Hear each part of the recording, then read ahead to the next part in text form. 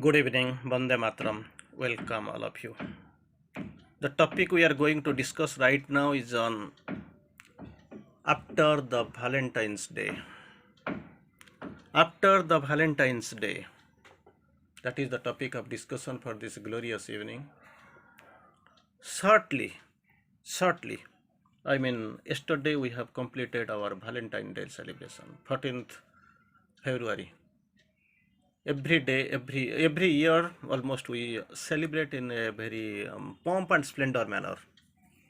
Every couple lovers, they are busy in celebrating promise day, kiss day, hug day, Valentine day, so many ways that are the flowchart, systematic procedure from one form to another we have celebrated, and we are celebrating it very royally. We are awaiting madly, like mad, this day will when this day will come, so that we will express our love and all so many ways. But we are happy. The world is happy. It is Valentine's Day. We are taking new vigor, very interest in celebrating this day in a very grand gala manner. Very interesting, naturally, elaborate. But thing is that I am going to discuss something, the aftermath. What next? What next? When two lovers, that a couple, go to the beautiful garden, they offer a piece of,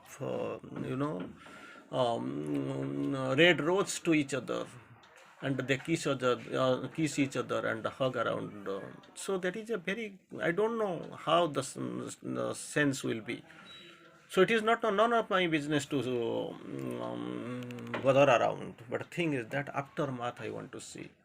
Very beautiful news was there in the newspaper. Very beautiful news was there in the newspaper. The lovers went for a picnic through a, interestingly, through a river, which is actually meant for the crocodile darshan. Crocodile hotspot, people go, and crocodile sanctuary, something like this. So after celebrating the Valentine's Day, they were returning, and this lover pushed the beloved into the sea. And strangely, this beloved is unable to guess what is going on, and this is what happened. And within a couple of seconds, large number of crocodiles came and actually torn her into pieces. And this water was very, in many ways, became reddish, like the color of the red rose. There was red rose, and here also the rose was red. Rose was red, and here also the water is red. But the thing is that within a couple of, maybe with a couple of minutes or couple of seconds gap, life is gone. That love has vanished, and this relation is perished. Where is it? So this is what the difference between, this is the real picture of and the true picture of the divine love and the human love. That is what we have to see. We will celebrate like anything, because the only thing that has got the base, that is divine love, and the only thing which is the cause of this existence, that is divine love. Only love that has created this universe, vast universe, that is the divine love. But actually, this is what we call human love, is a perverse reflection of the divine love. The love, a glory in the eternity sphere. There in the sphere of eternity, it was a glory. But when it came here, came down, have been abased, mocked, disfigured by the Messermites. It is gone. Pervert reflection, this human love, pervert reflection of the divine love. Here, there itself glory, there itself truthful, there itself enlightened, dazzled, splendorous. Here, totally different, totally different, darkened, false, fallacious, erroneous. Here, nescience, ignorant. You don't know what, anything can happen at any time with the name of this human love. You have seen. So this, what about this love? What about this Valentine Day? What about this kiss day? What is the day of promise? We are going to celebrate our life still. Yugas will never depart from each other. So and so. Where have you lost your this thing? Promise. Where is it gone? How have you lost yourself? How could you be able to forget? simply for a moment's pleasure. At the spur of moment, we are creating anything, and after some time, this math is getting absolutely changed. Where is it? And Sri in the course, human love is mostly vital, physical with a mental support. That's what you have to remember. Human love is mostly vital, and physical with a mental support. That's what we know. Skin to skin, no sin. So proudly we see this is nothing but a sexual desire, like animals are doing. But animals are little bit conscious. They are at least not killing. When whom it is, they are loving, they are not killing. They are not spoiling. They are not cheating. It is not there in the history of this animal kingdom. But here we are little bit conscious, living in the very perverted consciousness. We can do anything. You can't expect this human love. Vital, this love, human love is mostly vital, and physical with a mental support. That's what, anything your mind supports and your physical goes and commits something in name of love. You are doing the very perverse adverse situation. You are moving in deep inside. It can take the unselfish, noble and pure from form.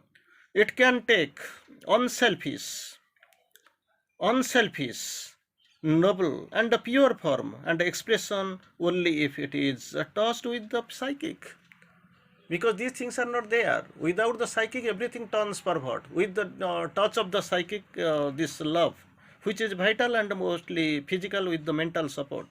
It is really truly in the true sense. You can find selfish, impure, defective, unnoble like this. But once this is touched with the psychic, and it turns to the adversary, the opposite, it becomes unselfish, noble, and pure. If the psychic has touched, this love becomes unselfish, noble, and pure. If without the touch of the psychic, you can find it is just opposite, selfish, impure, and unnoble. So only if the touched by the psychic, one who wishes to reach the divine. This is very difficult. Sex is something like a demoniac, you know. Sex, when love turns towards the sex, it is the degradation of the consciousness, degradation of the Ananda force. The Ananda force, it has got the true degradation really. Sri Aurobindo explains beautifully in his expression, in his own style rather, about the sex. Sex is the degradation or distortion of the Ananda force. Degradation or distortion of the Ananda force to which we all are, not all exactly, mostly we are being pulled in. And inactivity is an atmosphere in which sex easily acts. Inactivity, we have nothing to do. Empty mind is devil's workshop. They are devil's workshop through which devil is working actually, doing the expressing and experimenting. Here also same way you can see Sri Aurobindo expresses inactivity is the atmosphere in which sex easily acts. So this inactivity is the cause of all trouble, trouble, all unfulfillment, unfulfillment, and all distortion or degradation. Here also, Sri Aurobindo quotes what we have to one who wishes to reach the divine. Not all who have the willingness to reach the divine. Suppose somebody is willing to reach the divine, must not burden himself with human loves. So suppose all this suppose you are going to the divine, to reach the divine, be burdenless. And mostly this burden is not the burden of these material things. Human love is a burden. Don't take that burden. That's what Sri Aurobindo advises. And attachments, human loves and attachments, for the form so many fetters, so many fetters, it is unimaginable for you and hamper his steps. Suppose you are free, moving without burden, moving alone, luggage and lady and luggage are definitely burden for you. Don't know, I want to tell you that ladies and luggage physically what you see. Here also this is sentimentality. You can, if you are a little bit conscious and going deep inside into your consciousness, you can find this human love, that what it have do, it is packed with this, be devoid of this human love and attachments. It is they are burdens. For they, for many fetters, not one, many fetters for you. hampers your steps. When you are stepping forward, it will actually degrade, and it will actually pull you from the back. It will upload like anything. Hamper his steps, turning him away. Besides from the concentration with his emotions on the one supreme object of love. From actually you are you are in single in your wishes, wills, and your intention. But thing is that these people, they hamper, they retard, they degrade, and of course they stop your progress. You are unable to go. So what you have to do?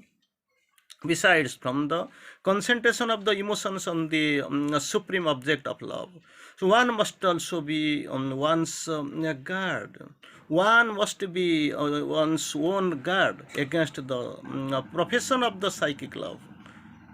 Well, God, if you are having, you claim you have got the psychic love, because different love you have claimed, spiritual, psychic, and different kind, divine love, human love, animal love, demoniac love. So many ways we can find different terms. These are all perverted terms, according to the layers. As per the layers of its existence, we can differentiate different levels of love. So once you are in the profession of the psychic love, you have to be on your own guard. Very much you have to be very careful.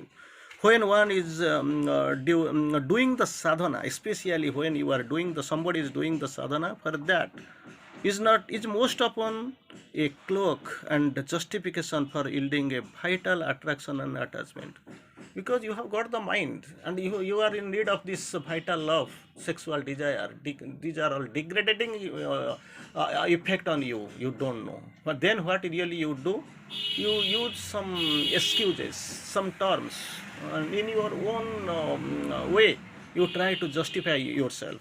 This is vital attraction or attachment. But even if you say in your royal, very glittering languages, very, you argue yourself in a very, hilarious, in a very relaxing manner, still then you must remember that they are only vital attractions and attachment, nothing else. So you have to get rid of. If you are doing the sadhana, and if you want to go on the psychic way towards your goal, that is the only the divine. So you must be burdenless. You must be burdenless. You have to unburden yourself. That is what the requirement. And one thing I want to express here in this session, at least, one thing is very bright and very much interesting thing I want to tell you. What Sri Aurobindo really quotes: as for love, love must turn singly towards the divine. If you are in love, some two people, they were in love and they were staying in ashram long back when mother was physically present.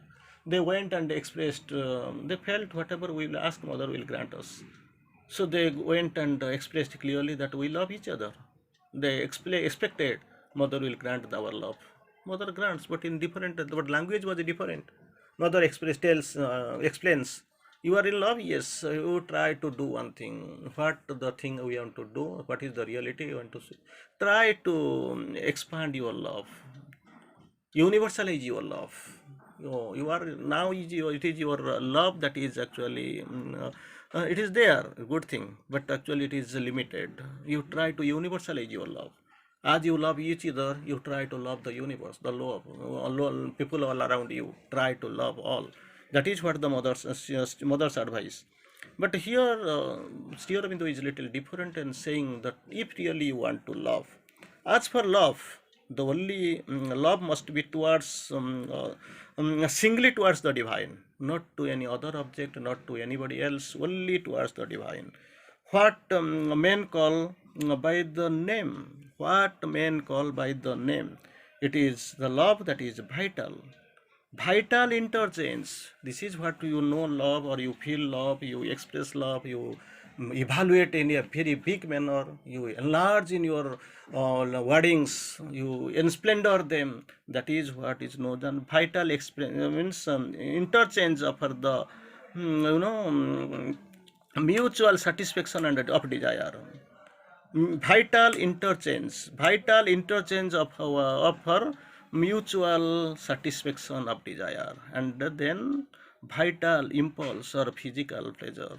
Nothing, nothing, nothing but these three terms. One, vital interchange of mutual satisfaction and desire, vital impulse or physical longings, pleasure. Nothing but this. Human love is nothing more than this. So you have to go for the divine love.